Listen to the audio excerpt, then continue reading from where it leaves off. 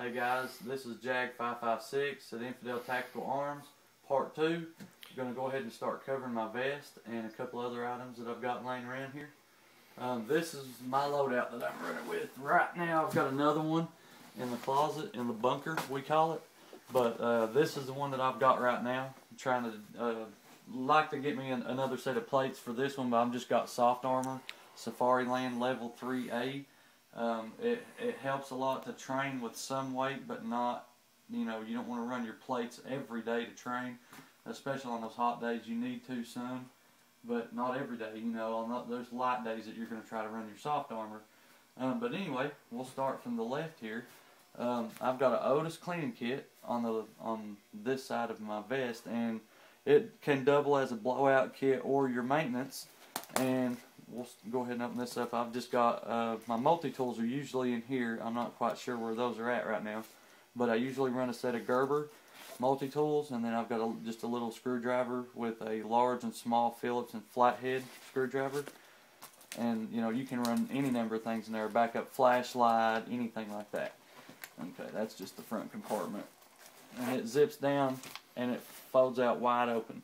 So if you did need to access some safety gear, maybe some first aid, would be a great spot for it. But I have left the maintenance stuff in there for now.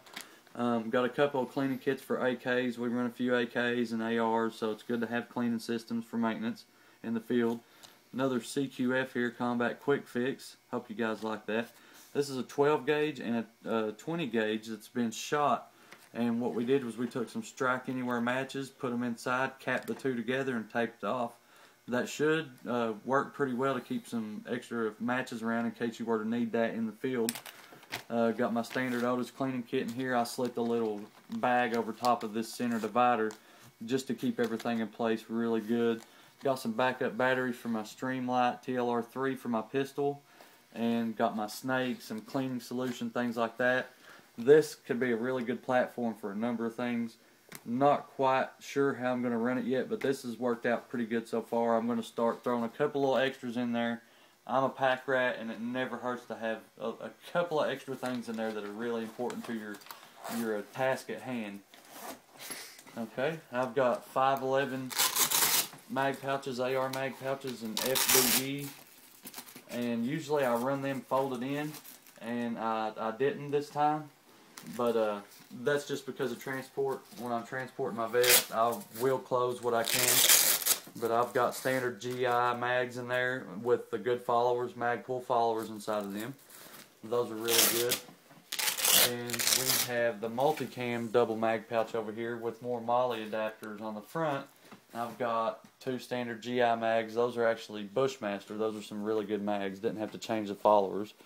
I've got my Benchmade safety cutting tool, which is really nice. I seem to get a lot more use out of this than I thought when I first got it. It came as a kit with my Gerber, and it came with the pouch. You see these a lot. They're starting to show up a lot more at your local gun shows. Really good item to have for safety reasons. You can cut somebody's clothing off and not cut their skin. That's a really good piece to have. It good for fishing wire, things like that, ropes.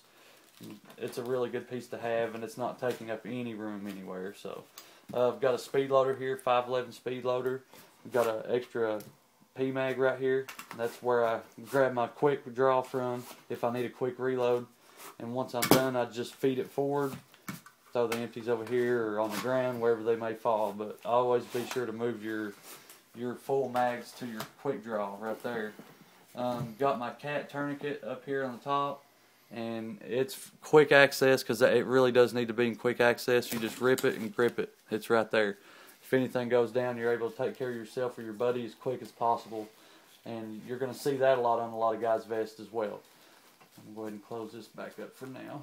I've got a little flashlight over here, a little pin light. It works really good. It's a Browning, zero gravity. Takes one AAA battery, stays out of your way, not taking up any room. Set of electrician's scissors, snips, a lot of guys call them. 35 bucks a pair. They're from Italy. You can find those anywhere online.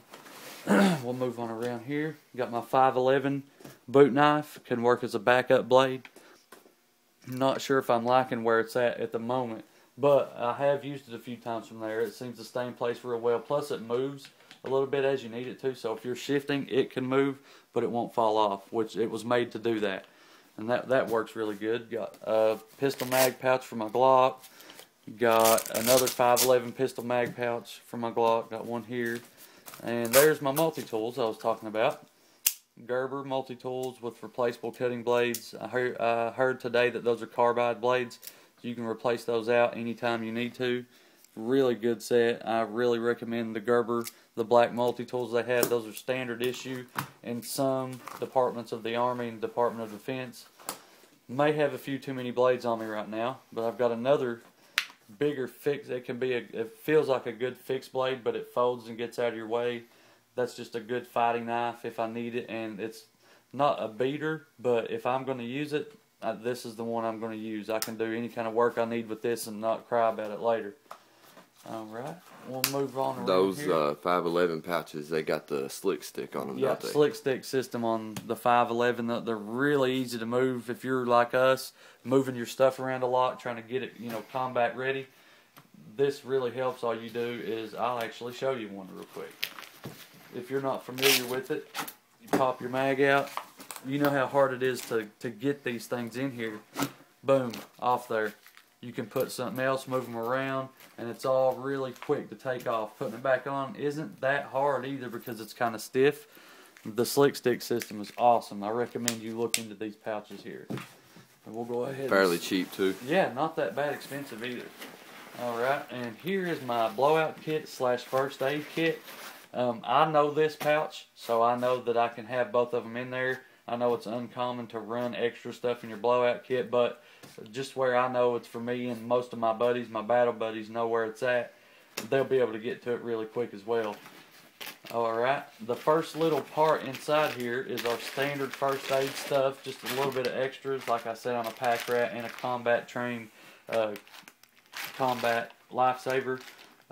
That was back in the military. I did 6 years in the National Guard and the Army, and I was a combat lifesaver for every little bit I was in there. So I know how important this stuff can be in the field.